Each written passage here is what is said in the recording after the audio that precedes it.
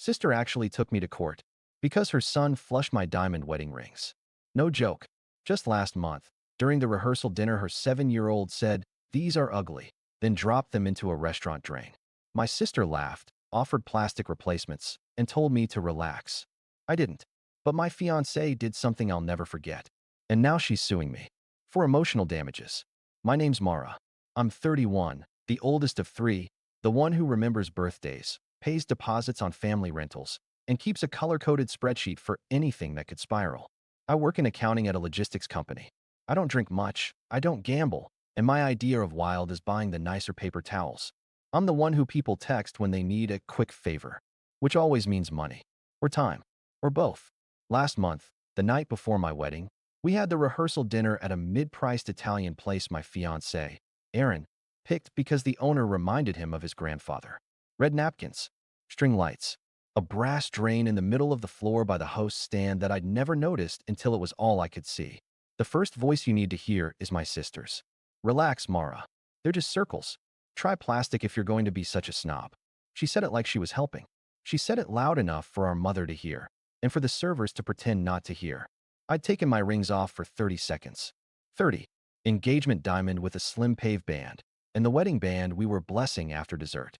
I set them on a folded napkin while I fixed my nephew's ketchup disaster because his mother, my sister, Tessa, was busy recording an Instagram story titled, "Practice dinner, but make it fashion."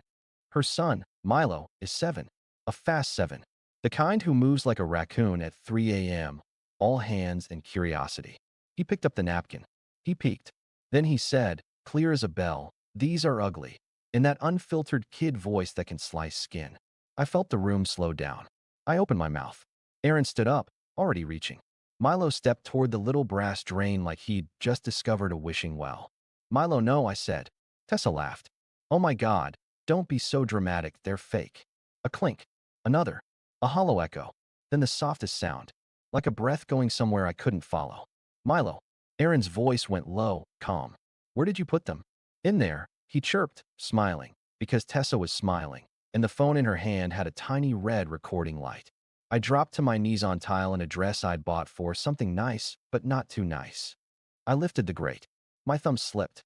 Grease. Soap film. Shadows. "They'll get them out," Tessa said, already bored. "It's a restaurant. They have tools." She turned to me. "You're being weird. Chill. If you're going to freak out about jewelry, you shouldn't leave it lying around." "Apologize," Aaron said to her. Not loud. Firm. "Right now." Tessa's smile sharpened. "To who?" "The drain." I looked up at her. At the phone. At my mother, who was doing that tight-lipped frown she uses instead of choosing a side. At the waiter hovering with a pitcher of water and eyes like, "Please don't cry." My hands were shaking. The napkin lay open, empty. "Say you're sorry," I repeated, but my mouth tasted like metal, and that's when Tessa delivered the line that burned a groove into the night. "God, Mara, if it's that deep for you, I'll Amazon some plastic once. Prime. They'll be here by morning. You can cosplay married." Aaron knelt beside me, palm on the tile, eyes already tracking where the pipes ran. He took a breath, long and steady, like he was making a ledger in his head. He looked at me, not the drain. "We're going to fix this," he said, like it was a fact. I nodded, because I needed one. Behind us, Tessa laughed again like this was content. "Seriously," she said, waving her phone. "You're embarrassing yourself." I put the grate back because my hands wouldn't stop sliding. I stood. Everyone watched me like I was about to choose whether to set the room on fire or swallow it whole. I didn't do either. I smiled so hard my gums ached and said, "Let's eat." And we did. With a hole in the floor and a bigger one in my chest. And that was the last calm thing that happened for a while. Here's the part where you understand why that laugh felt like a match dropped in old dry straw.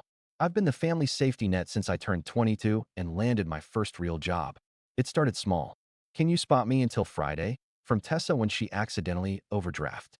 "We're short on rent," from our mom when dad's hours got cut that winter. I told myself it was temporary. I told myself I was lucky, and if you're lucky, you help. I paid Tessa's traffic ticket because she swore she'd lose her license otherwise.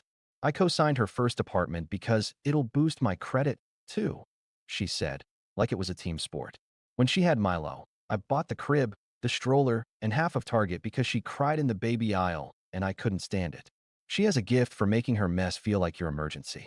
Mom calls it Tessa Sparkle. Dad calls it bad luck. I call it bills. Every time I tried to set a boundary, the script would start. You're the oldest, Mara. You're responsible. You chose accounting. You like money. You can always make more. Family doesn't nickel and dime family. Don't be selfish. He's just a kid. Don't make everything about you. Meanwhile, nobody noticed the ways I kept shrinking to fit around them. I delayed grad school. I stayed in a too-small apartment with a neighbor who practiced trumpet at 11 p.m. because it was cheap and close to mom. I learned which utilities charge the lowest late fees and how long you can float a balance before they get mean. When Aaron and I got engaged, I made spreadsheets for the wedding. Savings. Vendors. A wish versus reality tab that I color-coded in gentle greens so my anxiety wouldn't flare. We picked modest, chose a venue with chairs included, got flowers from a friend who owed me a favor. The rings were where we didn't compromise. I'd inherited a little from grandma, not money, but 2 tiny diamonds she wore on a brooch. The stones weren't huge, but they were ours. I put them toward my engagement ring and the wedding band, a clean channel setting I loved because it was quiet and bright at the same time. I added insurance like a responsible adult and filed the appraisal in a folder labeled important. I paid the premiums myself because I didn't want anyone to say I'd asked them for anything. Tessa didn't congratulate us so much as she critiqued our choices. Who does a Friday wedding? Why aren't you doing open bar? If you want the reception to be fun, you should hire a photo booth. Those are cute. Every suggestion was a price tag with a sharpened edge. Mom's favorite line returned. You're the one with a good job. As if good meant bottomless. 2 months before the wedding, Tessa called me crying because her car had died. Translation, she'd ignored the oil light for 3 weeks. I paid half the repair because the babysitter needed a ride. A week later, she asked if Milo could be ring bearer. We said yes. I bought him a small suit from a discount rack and felt dumbly proud of the way he squinted at himself in the mirror, like he was seeing a future where he took care of things. I wanted it to be good for all of us. I wanted the story to finally be, we showed up. Then rehearsal dinner happened. The second the rings went down that drain, Tessa's tone changed from breezy to bored. They're insured, right? She said, like that settled it. As if insurance is magic. As if deductibles don't exist. As if we'll replace them meant no harm, no foul. She leaned back in her chair and told Milo to say sorry. He mumbled some syllables. She filmed him pouting. Caption, boys will be boys. I went to the owner, Matteo, to ask about the drain. He was kind. We close at 10, he said. The traps are accessible, but I need my plumber. I can call him. He added, gently, these pipes are old. Don't stick your hands in there. Aaron squeezed my hand. We'll do whatever you need, he told Matteo. We'll pay for it. Tessa sighed loudly. So dramatic. Honestly, Mara, you should be mad at yourself. You left them out. Basic. Mom nodded like it was a sermon. She's not wrong. You can't blame a child. I stared at them, feeling this yawning space open behind my ribs. I thought about every Zelle transfer, every just this once. Every time I'd chosen quiet over dignity because I didn't want a scene. I thought about how many times Tessa had broken something that didn't belong to her. A borrowed sweater, my blender, trust, and laughed it off like gravity was persecuting her personally. The check came. I reached for it. Tessa posted a boomerang of clinking glasses with the caption, pre-wedding chaos. Send vibes. Aaron didn't, by the way. He didn't clink. He didn't drink. He watched the drain like it had a heartbeat. We went home with a plan to meet the plumber in the morning. Tessa texted me a link to fun wedding bands under $20 with a winky face. Mom texted, please don't ruin tomorrow. I lay awake listening to the apartment heat click on and off, replaying Milo's voice. These are ugly. Somewhere after midnight, something in me stopped asking for a better version of the people I already had. Morning came with that stomach drop feeling you get before a dentist drill. Aaron was up before me, phone in hand, shoes on. He kissed my forehead. Coffee's on. 10 minutes and we go. At 8:05 a.m., Matteo opened the restaurant early. The plumber, a guy named Luis with kind eyes and boots older than Milo, pulled the trap. Grease. Gray water. A hair tie. A penny. Everyone breathed wrong when the first ring didn't appear. Then Aaron did the thing I will remember until I die.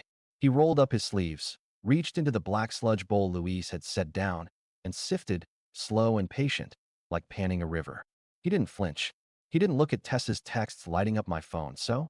Found your plastic? He just kept looking with a faith I didn't have in that moment. I've got something, he said finally. He rinsed. He held up the wedding band, the plain one, bent, scratched, but ours. Everyone cheered like we'd pulled a person from a collapsed building. I cried, ugly and relieved, while Louise said there could be more in the main line, but it would take a camera and time and a bigger invoice. Tessa posted an Instagram of her mimosa. "Congrats on your little rescue," she wrote in the family chat.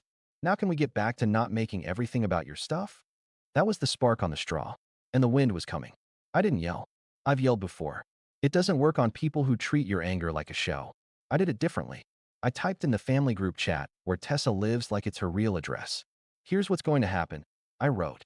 "At noon, Aaron and I are filing a police report for property damage.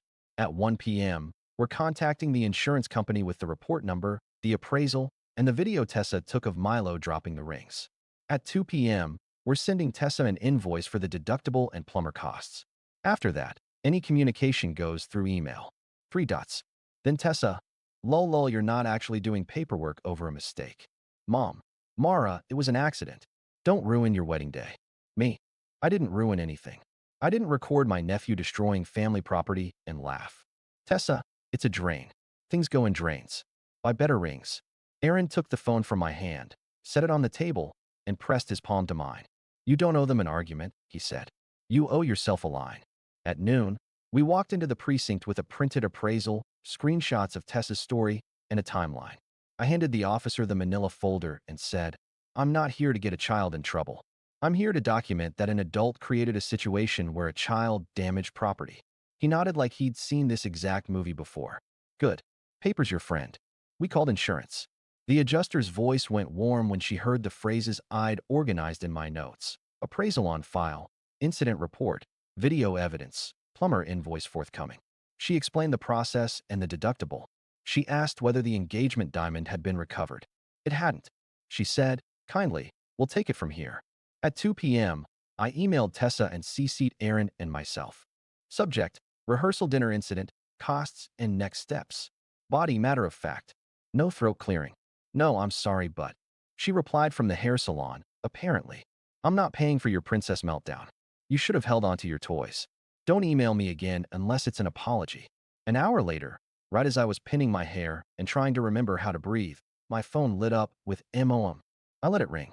Then again. Then again. I answered on the 4th try because I knew if I didn't, she'd show up at the venue. "You're breaking your grandmother's heart," Mom started. "This is not who we are." "Who are we?" I asked. "People who tell a bride to buy plastic replacements because a 7-year-old flushed her rings while his mother filmed?" Silence. Then the maneuver I grew up with. "Your tone is very disrespectful." "I'm done paying for your comfort with my silence," I said. Aaron squeezed my shoulder. I put Mom on speaker. "Here's what's real," I continued. "I've paid for your emergencies for 10 years. I've covered Tessa more times than I can count. I asked for nothing back. Today, I'm asking for accountability. I'm not going to absorb more debt so Tessa can laugh at consequences." Mom's voice went cold. "You are heartless." Aaron spoke for the first time. "No," he said, calm as a bank vault. "She's finally being fair. We got married that evening with one ring, the bent band Luis rescued, and a plain gold stand-in the jeweler rushed for us." Aaron slid the rescued band onto my finger first, kissed my hand, and whispered, "We'll tell our kids this story and laugh. But not today." After the ceremony, during dessert, my phone buzzed with an unknown number. I didn't answer. A voicemail transcribed itself on my screen anyway. "This is an officer calling regarding a disturbance at your mother's home," it read. "Please call back." I stepped outside. The sky was purple and noisy. I called. The officer said everything was fine, but there'd been a loud argument about ring drama, and my sister had said I was harassing her with legal threats. "I sent an invoice," I said. "That's not a crime," he said, almost amused. "Thank you," I said. "That's what I thought." I went back inside, kissed my husband, and danced like my bones needed it, because they did. At 9 a.m. the next morning, Tessa served me with a texted PDF of a small claims filing titled Tessa M. V. Mara S. Emotional distress and defamation. I laughed then, sharp and tired. She'd attached screenshots of my email, a blurry photo of me kneeling by a drain, public humiliation, and a caption from someone else's story where I'm making the face you make when your life takes a left turn in public. She wrote, "My sister caused me crippling stress the day before her wedding. I suffered migraines." She wanted $5,000 for migraines. Aaron read it and said, "Okay, let's answer it." And we did. If you've never had a family member sue you, here's a fun fact. It turns every chat thread into a crime scene. Cousin Chloe wrote, "Can you guys not involve the courts?" It's tacky. Aunt Lena added, "You're sisters." Uncle Dean said nothing, then texted me privately, "Do you need a good plumber?" Like we were trading baseball cards, not war stories. Mom sent a single line, "You're killing this family." I kept my replies the size of a receipt. All communication by email, please. It felt like disinfecting a wound. It stung, then it was cleaner. Insurance moved like a glacier, but in the right direction. The adjuster requested the police report, the plumber's camera footage, which Louise provided. My engagement diamond visible for one single shining frame before the line angled and the stone disappeared into a main pipe like a coin into a throat. The Instagram videos and screenshots of Tessa's plastic replacements message. I sent everything with date stamps, file names like a librarian, and a short cover note. She wrote back, "Thank you for being organized. This will help." Aaron handled the small claims response. He isn't a lawyer, but he reads everything twice and then reads the footnotes. He filed a counterclaim for the deductible and the plumber's full invoice. He included the video of Tessa recording and laughing while Milo did it. He attached the text where she called the rings toys. He kept it factual. No sauce. Judges like food without sauce. Meanwhile, the social hurricane spun. Tessa posted PSA, "Beware of brides who weaponize paperwork," with a selfie of her holding a heating pad to her forehead. Commenters sent heart emojis. Someone wrote, "Sisters before rings." She pinned it. I didn't respond. I started muting. It felt like turning off fluorescent lights in a room where you've been trying to sleep. 2 days later, Mom called Aaron. Not me. He answered. She went sweet. "Aaron, you're logical," she began. "Can't you talk Mara down? Tessa's not sleeping." "I'm not her handler," he said. "I'm her husband. If you want to help, ask Tessa to apologize and pay the invoice." "She can't," Mom said. "Money is tight." "So is empathy," Aaron said, and hung up, which is the second unforgettable thing he did. Not because it was cruel, because it was clean. No speech. No lecture. Just no. A week passed. The insurer approved a partial payout pending recovery attempts. That meant they'd cut a check minus the deductible, then chase the plumber's Hail Mary camera plan with their people. It also meant the deductible, $2,000, was firmly ours unless Tessa paid. We could swing it. We shouldn't have to. In group chat, the narrative mutated like a virus.